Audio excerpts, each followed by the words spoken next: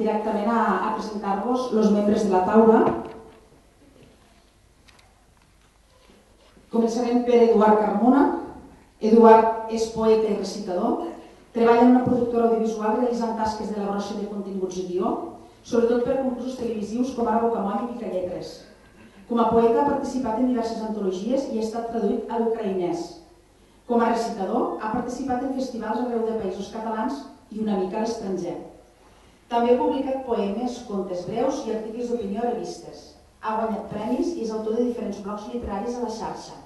Viu a Barcelona, on fa recitals a domicili acompanyat per una banda de jazz de primeríssim nivell a canvi del sopar. Molt interessant. Un aplaudiment per Eduard Carmona i gràcies per estar avui aquí amb nosaltres.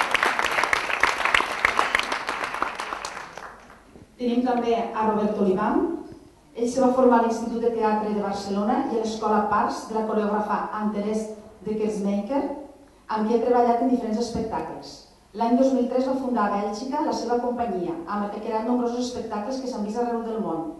Ha impartit un gran nombre de classes i tallers i actualment combina la seva tasca coreogràfica i com a ballarí amb la direcció artística del Festival de Terra Dansa des de l'any 2004. A més, Roberto també és un artista associat al Mercat de les Flors de Barcelona.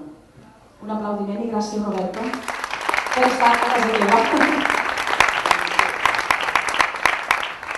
Tenim també a dos components de la banda indie rock, no sé si ho dic bé o no, de Deltebre.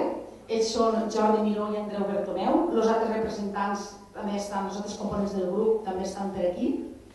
I Cràtor, dir-vos que està format per 5 amics de la infància i que actualment s'ha convertit en un dels grups amb més projecció de les Terres de l'Ebre. Han actuat en diferents festivals i han compartit escenari amb grups referents com Obrim Pas, Pep Sala, Els Amics de les Arts o Els Pets. També han actuat en sales de concerts de prestigi, com l'últim concert que van fer al Petit Palau de la Música. Han quedat finalistes en diferents concursos musicals.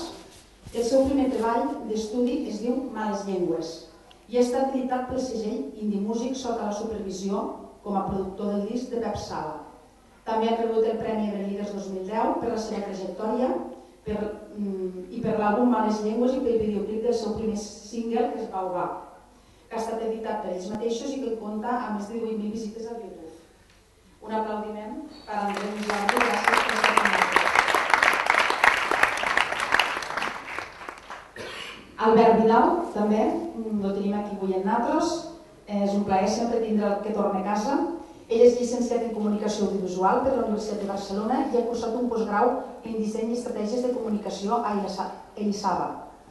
Del 2006 al 2012 ha treballat a TV3, a Televisió de Catalunya, a l'àrea de realització d'informatius, com a ajudant de realització a les telenotícies, a programes com el Valor Afegit, a l'Àgora, al canal de Notícies 324, entre altres programes. Sé que m'hem dit Albert, però no ho podem dir tot. Des del 2012 ell treballa com a freelance. Ha produït el seu primer documental que s'anomena La ciutat efímera i que vam presentar aquí en aquest mateix espai a Nadal, les festes de Nadal. Ha participat com a operador de càmera i ajudant de direcció al curtmetratge Saudade, enregistrat a Rio de Janeiro, i col·labora habitualment amb Roberto Olivan i la seva companyia Enclave Arts del Moviment. Gràcies, Albert.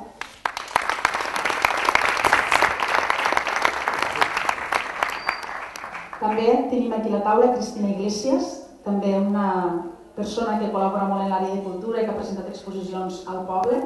Ella ha estudiat maquillatge, us nombraria moltíssims cursos, maquillatge artístic, efectes especials de maquillatge, escultura per realista, escultura per efectes especials, escultura de personatges fantàstics, etc. Té molts cursos.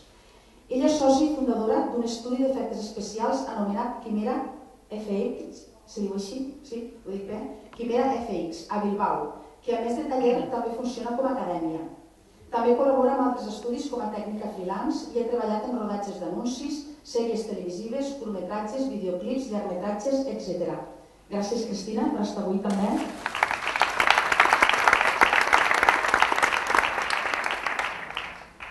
Bé, i l'última persona que volíem convidar a aquesta taula és una persona que també suposo que la gent d'aquí del poble coneix, però que no ha pogut estar i ja entendreu per què aquí.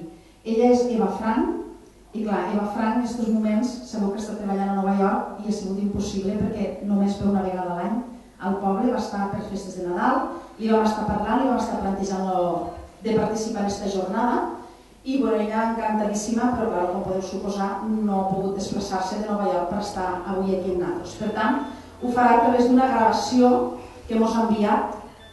Perdoneu si algun fallo que me comentaven abans els tècnics de descoordinació entre la veu i la imatge, perquè m'ho ha enviat a les 3 del matí. No sé quina hora devia ser ja, 7 hores abans. Clar, per a mi era una hora prudencial, per a nosaltres no tant. I estem molt contents perquè podem tindre el testimoni d'Eva Frank que ens feia molta il·lusió. I de fet abans de plantejar una sèrie de qüestions als components de la taula perquè ens puguen explicar coses i ens puguen explicar les seves vivències que considerem que són molt interessants, m'agradaria començar la taula en la projecció d'Eva perquè està encaminada a explicar el que avui volem sentir dels membres de la taula, que són totes les seves experiències de treballar en projectes i temes culturals des de fora del poble, des de fora del territori de les Terres de l'Ebre. Si posem en marxa i escoltem la gravació que ens envia Eva Frank. Perdó,